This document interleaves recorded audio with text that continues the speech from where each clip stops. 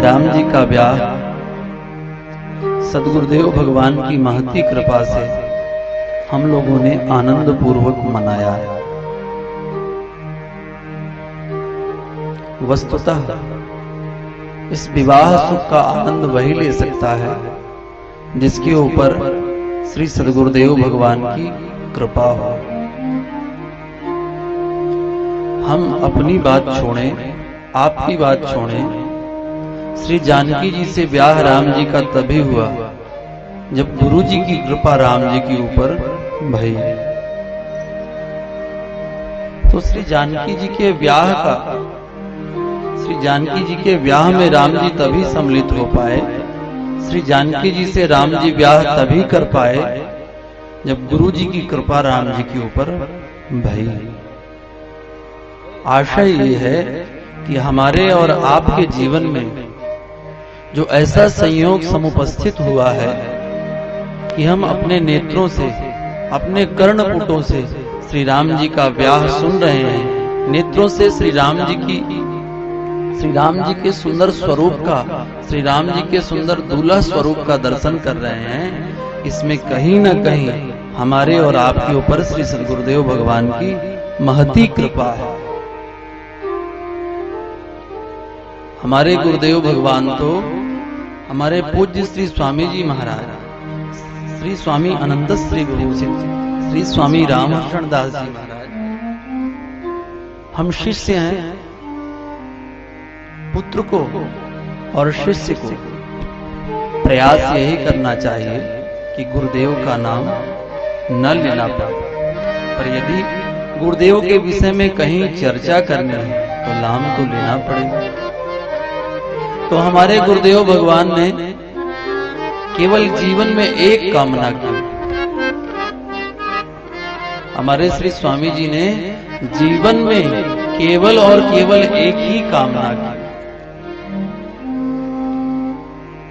एक बार हनुमान जी के सामने खड़े हो गए और वो ऐसे हनुमान जी थे जो इच्छित वस्तुओं को देने वाले थे। इतने सिद्ध हनुमान जी थे, मनोकामना पूर्ण हनुमान जी उनका नाम था, मनोकामनाओं को पूरा करने वाले थे। गुरु जी उस समय यात्रा में थे। ये प्रसंग हमारे यहाँ एक पुस्तक निकलती है, हमारे श्री रामकृष्ण कुंज से, श्री रामकृष्ण सेवा संस्थान से एक पुस्तक निकलती है, चतुर्थ धाम यात्रा वृत्तांत, चतुर्थ धाम यात्रा वृत्त, जिसमें स्वामी जी के चरित्रों को लिखा गया है। लेखकों ने स्वामी जी के चरित्र पर लेखनी चलाई है, लिखा है।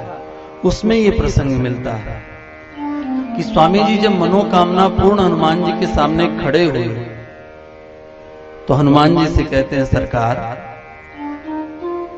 हमें और कुछ नहीं चाहिए। क्या चाहिए? तो कहा, सरकार श्री राम जी और श्री जानकी जी मंडप पर पधारे हो, ब्याह का मंडप हो, और उस ब्याह मंडप पर मैं श्री राम जी और जानकी जी के हाथ में लावा देता रहा।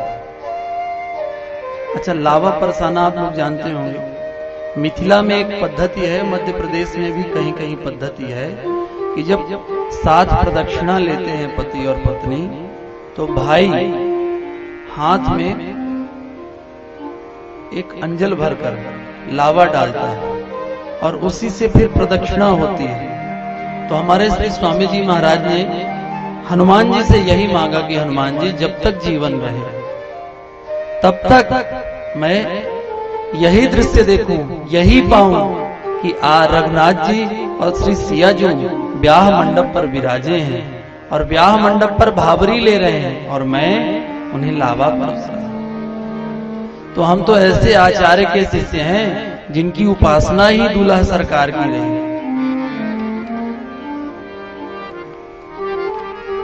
देखिए, सबके अपने अपने इष्ट होते हैं। इष्ट देवता माने पूज्य देवता।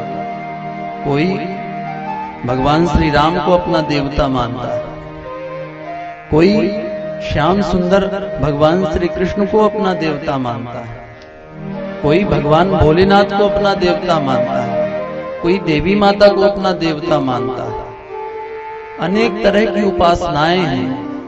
तो कोई राम जी को अपना उपासना मानता है, राम जी को ही अपना देवता मानता है। अच्छा, अलग अलग देवताओं की उपासना तो समझ में आती है, पर हमारे राम जी के रूप के ही कई उपासक हैं। आप पूछेंगे कैसे? राम जी के रूप के कई उपासक हैं। आप चित्रकूट जाएंगे तो चित्रकूट में बनवासी राम की उपासक मिलेंगे। आप ओरछा जाएंगे तो ओरछा में आपको राजा राम की उपासक मिलेंगे, और आप मिथिला में आएंगे तो दूल्हा सरकार की उपासक मिलेंगे। हमारी अयोध्या में आएंगे तो बालक राम के उपासक अवधपुरवासी मानेंगे। तो हमारे गुरुदेव तो दूल्हा सरकार को ही हम सबको इष्ट देवता के रूप में प्रदान किए।